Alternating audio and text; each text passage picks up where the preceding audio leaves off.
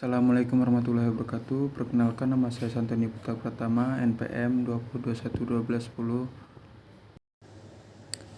C. Perkembangan desentralisasi dalam otonomi daerah.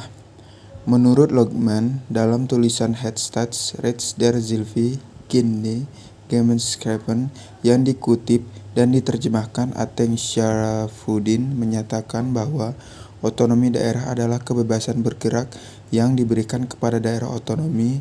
Kebebasan yang diberikan kepada daerah otonom berarti memberikan kesepakatan kepadanya untuk mempergunakan prasakarnya sendiri dari segala macam kekuasaannya untuk mengurus kepentingan umum (penduduk). Peraturan perundang-undangan yang menjadikan dasar pembentukan daerah ada materialita verdeling, artinya rumah tangga daerah itu hanya meliputi tugas-tugas yang ditentukan satu persatu, jadi secara limitatif ditentukan dalam undang-undang pembentukan daerah itu. Batasan kewenangan daerah ditentukan apa yang menjadi kewenangan pemerintah pusat yang diatur dalam perundang-undangan, sedangkan sisanya merupakan urusan rumah tangga daerah.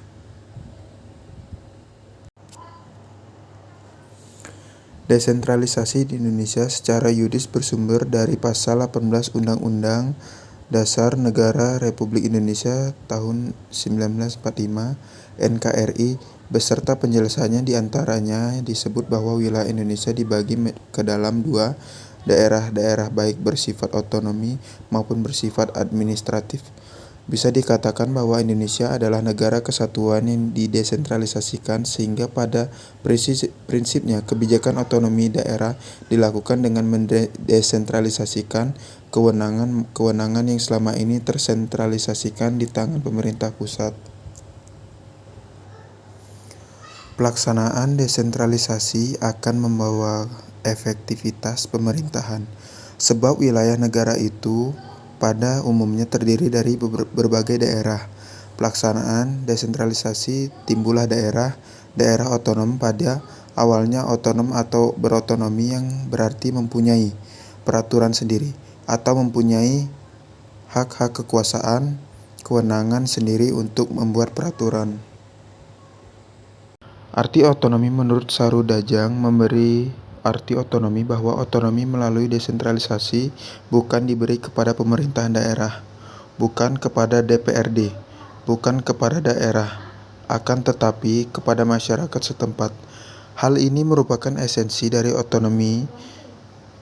Selanjutnya, otonomisasi suatu masyarakat, yaitu masyarakat yang berada dalam teritorial tertentu yang semula tidak mempunyai otonomi menjadi memiliki otonom daerah. Dengan demikian, daerah otonom akan muncul, yakni yang berhak dan berkewajiban untuk mengatur dan mengurus rumah tangganya sendiri.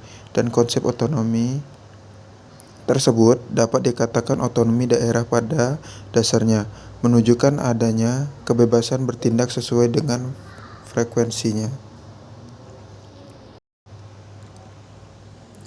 Tuntutan otonomi daerah tidak semata-mata sebagai kehendak mengurangi kekuasaan pusat, melainkan kebutuhan akan keadilan dan kemajuan dengan kecepatan yang relatif sama dengan daerah-daerah di pusat kekuasaan. Dengan demikian, otonomi daerah kebutuhan dibukanya kesempatan pada daerah untuk menata diri sesuai dengan potensi dan kapasitas yang dimilikinya. Perekaman daerah mempunyai 4 macam tuntutan, yaitu 1. Tuntutan hukum, 2. Tuntutan negara kesejahteraan, 3. Tuntutan demokrasi, dan yang terakhir tuntutan kebinekaan. Di Indonesia, otonomi tidak dilaksanakan secara frontal untuk segala urusan, tetapi sebagai urusan daerah tidak lagi diintervensi oleh pemerintah pusat, sebagaimana yang dimanfaatkan oleh Pasal 10 Ayat 2 UU Nomor 23 Tahun 2014 dan penjelasannya bahwa otonomi daerah adalah hak Wewenang daerah otonom untuk mengatur dan mengurus sendiri urusan pemerintah dan kepentingan masyarakat setempat dalam sistem negara kesatuan Republik Indonesia, kecuali 6 hal yaitu 1. Politik luar negeri, 2. Pertahanan, 3. Keamanan, 4. Justisi, 5. Moneter dan fiskal nasional, 6. Agama.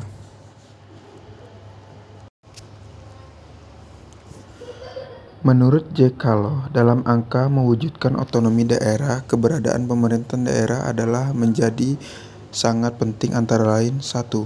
Untuk melindungi dan mensejahterakan masyarakat, 2. Agar demokrasi dan memberikan pendidikan politik, 3.